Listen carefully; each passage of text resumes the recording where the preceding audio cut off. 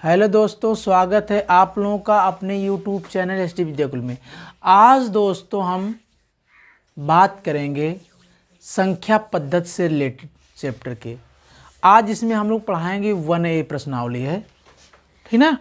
तो 1A प्रश्नावली के बारे में चले हम लोग पढ़ें।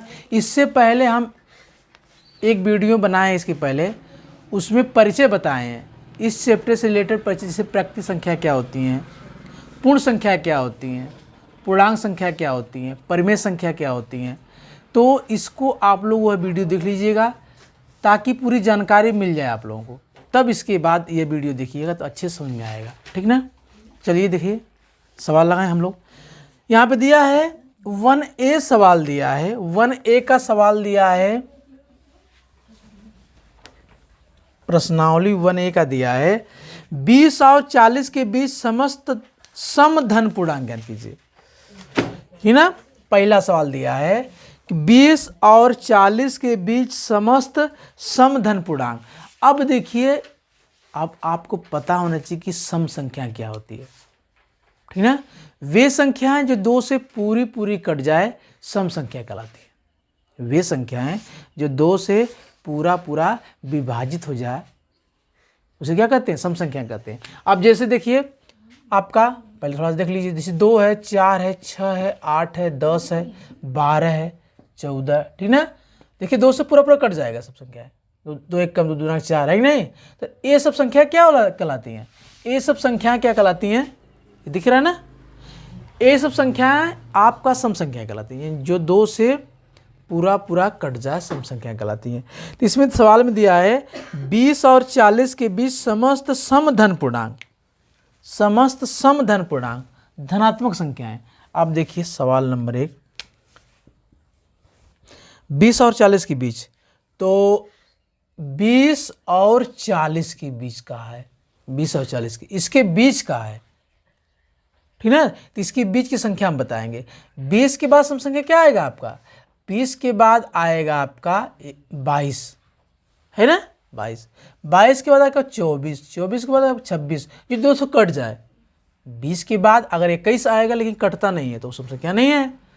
ये 22 आएगा, 24 आएगा, 26 आएगा, 28 आएगा, 30 आएगा, 32 आएगा, 34 आएगा, 36 आएगा और कितना आएगा, 38 आएगा, ठीक ना। तो ये संख्या क्या है, ये संख्या आपकी सम धन पूर्णांक है। क्या संख्या है, सम धन पूर्णांक है, ठीक ना। देखिए सवाल नंबर 2 देखिए, ये दिया सवाल कि 1 से 10 तक अभाज्य धन पूर्णांक, 1 से 10 तक अभाज्य धन पूर्णांक का है, अभाज्य धन पूर्णांक का है। तो पहले आप समझ लीजिए कि अभाज्य संख्या क्या होती है, ठीक ना। अब देखिए अभाज्य संख्या क्या होती है, इसके बारे में पहले समझिए। देखिए अभाज्य संख्या वे संख्याएं जो एक और स्वयं से कटकर अन्य किसी संख्या से न कटे। चाहेंगे तो आप लोग लिख सकते हैं, वे संख्याएं जो एक और स्वयं से कटकर अन्य किसी संख्या से न कटे। यहां लिख दे रहे हैं अभाज्य संख्याएं, अभाज्य संख्याएं यानी वे संख्याएं जो एक व स्वयं से, वे संख्याएं जो एक व स्वयं से कटे, यानी वे संख्याएं जो एक व स्वयं से कट कर अन्य किसी संख्या से न कटे, यानी वे संख्याएं जो एक व स्वयं से कटकर अन्य किसी संख्या से न कटे ना। वे संख्याएं जो एक व स्वयं से कटकर अन्य किसी संख्या से न कटे, या ऐसे कर सकते हैं वे संख्याएं जो एक व स्वयं से केवल कटे ना। या फिर एक डिफिनेशन और है क्या है कि वह संख्या जिसका गुणनखंड केवल दो हो, केवल दो हो। दिख रहा है ना, वे संख्या या वह संख्या जिसका गुणनखंड केवल दो हो अभाज्य संख्या कहलाती है, अभाज्य संख्या कहलाती है। जैसे अगर दो है, इसका गुणनखंड करेंगे तो एक से कटेगा और खुद दो से कटेगा, तो एक और दो की दो ही गुणनखंड है। अगर तीन है, इसका गुणनखंड एक होता है और कितना होता है, तीन होता है। इस जिसके गुणनखंड दो केवल दो वह अभाज्य संख्या कहलाती है, ठीक ना, क्या कहलाती है, अभाज्य संख्या। अब देखिए सवाल, क्या देखिए सवाल,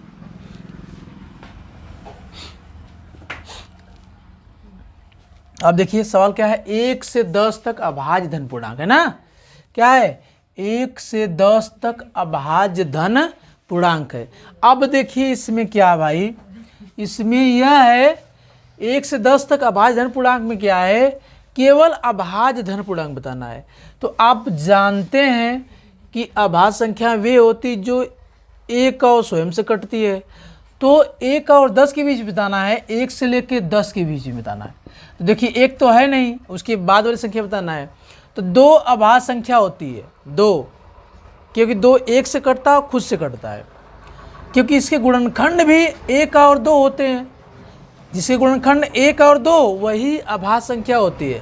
तो 2 आएगा, ठीक ना, तो 2 हो गया, 3 हो गया, फिर उसके बाद 5 हो गया, फिर कितना हो जाएगा, 7 हो जाएगा, ठीक ना।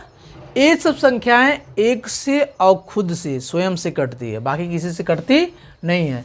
तो ये 1 से 10 तक यही संख्या है। 9 3 से कट जाएगा, 9 से कट जाएगा, है कि नहीं। देखिए अगर 9 के बारे में आपकी सोच है तो 9 1 से कटेगा, 9 3 से कटेगा, 9 9 से कटेगा। जिसके गुणनखंड 3 होंगे वो अभाज्य नहीं होंगे, है ना, है कि नहीं, ये बात है। तो ये जानिए डिफिनीशंस, सबसे बढ़िया ये डिफिनीशंस है, जिसका गुणनखंड 2 से कम, यानी जिसके गुणनखंड 2 हो, यानी जिसके गुणनखंड केवल 2 वही अभाज्य संख्या कहलाएगी, ठीक ना, इस टाइप से। और उसके बाद और अगला देखिए तीसरा सवाल, तीसरा क्या है, तीसरा आपका दिया है 2a+1 का क्रमानुवायी पूर्णांक ज्ञात कीजिए। 2a+1 का क्रमानुयायी, जो भी दिया है ना क्रमानुयायी, क्या दिया है, क्रमानुयायी पूर्णांक ज्ञात कीजिए, सवाल दिया है, ठीक है। पूर्णांक बताइए, ठीक है, 2a+1 का क्रमानुयायी। अब जैसे देखिए अगर हम ये बात करें किसी सीरीज की, जैसे 1 है, इसका क्रमानुयायी यानी अगला क्रम कौन आएगा, तो 1 में 1 जोड़ते हैं तो हमारा 2 मिल जाता है, 2 में हमारा 1 जोड़ते हैं 3 मिल जाता है, यानी 1 में 1 जोड़ते हैं 2 मिल जाता है, 2 में 1 जोड़ते हैं 3 मिल जाता है, ठीक है। क्रमानुयायी मतलब क्रम से आने वाली संख्या। जैसे 2a+1 का क्रमानुयायी, जैसे 1 में 1 जोड़ा तो 2 आ गया, 2 में 1 जोड़ा 3 आ गया, 3 में 1 जोड़ा 4 आ गया। उसी तरह से जो हमारे a वाली संख्या दिया है, इसका क्रमानुयायी क्या हो जाएगा, इसका क्रमानुयायी हमारा हो जाएगा, क्या हो जाएगा आंसर में, हमारा 2a+1 में इसमें हम 1 जोड़ देंगे अलग से, कितना हो जाएगा, 2a+2 हो जाएगा। यानी इसका क्रमानुयायी 2a+ कितना हो जाएगा, 1 हो जाएगा। कितना हो जाएगा भाई, 2a+2 हो जाएगा ना, 2a+1 तो है, इसका क्रमानुयायी 1 जोड़ दीजिए, 2a+2 हो जाएगा। कितना हो जाएगा, 2a+2 हो जाएगा। तो इसका क्रमानुयायी 2a+2 हो जाएगा, ठीक ना, है ना। तो इस टाइप से लगाइए आप लोग सवाल को। ये क्वेश्चन 4 वाला देखिए, क्वेश्चन 4 क्या कह रहा है, कह रहा है कि 2/3 का योगात्मक प्रतिलोम ज्ञात कीजिए। 2/3 का योगात्मक प्रतिलोम ज्ञात कीजिए, प्रतिलोम ज्ञात कीजिए। 2/3 का योगात्मक प्रतिलोम ज्ञात कीजिए। अब देखिए 2/3 का योगात्मक प्रतिलोम क्या होगा, यानी ऐसी नंबर ढूंढिए, ऐसी संख्या ढूंढिए, ऐसा भिन्न ढूंढिए ताकि इसको वह जीरो बना दे, जोड़ने पर, इसमें जोड़ने पर इसको जीरो बना दे, वही इसका योगात्मक प्रतिलोम होगा। देखिए जैसे -5 का योगात्मक प्रतिलोम पूछेगा तो +5 होगा, क्योंकि +5 जोड़ने पर इसमें एक इसे जीरो बना देगा। 4 का, जैसे 4 है, आप 4 का योगात्मक प्रतिलोम, तो इसमें क्या जोड़ें कि इसे जीरो बना दे इस संख्या को। अगर हम जोड़ दें -4 तो कितना हो जाएगा, 4 माइनस प्लस माइनस, एक कट जाएगा, कितना जाएगा, जीरो जाएगा, ठीक ना। तो इस टाइप से, यानी इसमें वह संख्या जोड़ने पर भिन्न, यानी वह भिन्न जोड़ने पर जो जीरो बनाएगी वही योगात्मक प्रतिलोम होगा। तो यहाँ प्लस दिया है तो क्या है, जब प्लस दिया है तो इसकी विपरीत चिन्ह में जोड़ दीजिए। ये प्लस दिया है तो इसकी विपरीत चिन्ह उसका आंसर होगा। कितना हो जाएगा आंसर, आंसर आपका हो जाएगा, यहाँ प्लस दिया है तो आंसर आपका हो जाएगा -2/3, क्योंकि प्लस में अगर माइनस वाली संख्या जोड़ देंगे तो आपस में कट जाएगा, है कि नहीं। जैसे देखिए 2/3 है प्लस -2/3, कितना हो जाएगा, 2/3 प्लस माइनस -2/3, एक कट जाएगा, कितना हो जाएगा, जीरो हो जाएगा। तो यहाँ प्लस था, यानी प्लस वाले में माइनस वाला योगात्मक हो लो, ठीक ना, समझ आएगा नहीं, समझ आएगा। देखिए आगे देखिए अब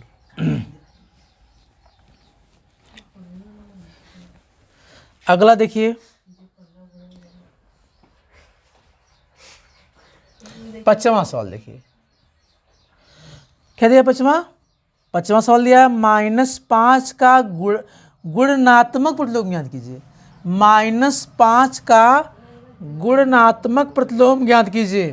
देखिए -5 का गुणनात्मक प्रतिलोम, ठीक ना। अब देखिए इसका अपान 1 होता है, हर संख्या का अपान 1 होता है, बटे 1 होता है। इसको बस उल्टा कर दीजिए, माइनस, जब इसको उल्टा करेंगे तो 1 ऊपर 5 नीचे, तो -1/5 हो जाएगा, यही आंसर हो जाएगा। जब गुणनात्मक पूछेगा तो उसका उल्टा कर दीजिए, ठीक ना, और योगात्मक पूछेगा तो उसकी विपरीत चिन्ह वाला उसका आंसर हो जाएगा, ठीक ना, इस टाइप से।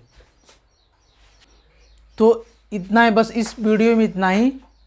और अब अगली जो क्वेश्चन मिलेगा, अगली वीडियो मिलेगा क्वेश्चन नंबर 6 से, ठीक ना। तो अगला वीडियो देखिए, तब तक के लिए धन्यवाद।